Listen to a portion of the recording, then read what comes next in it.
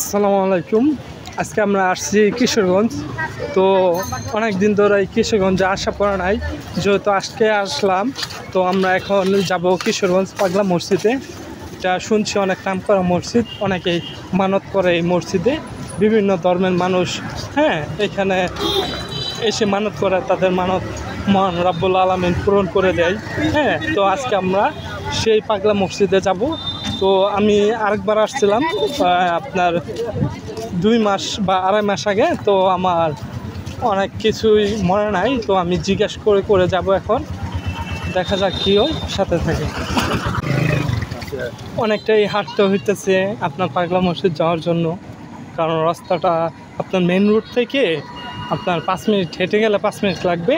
আর যদি অটো দিয়ে বা রিক্সা দিয়ে আসেন তাহলে 2-3 মিনিট, যদি যানজট না থাকে। এখন সুন্দর আজান পড়তেছে।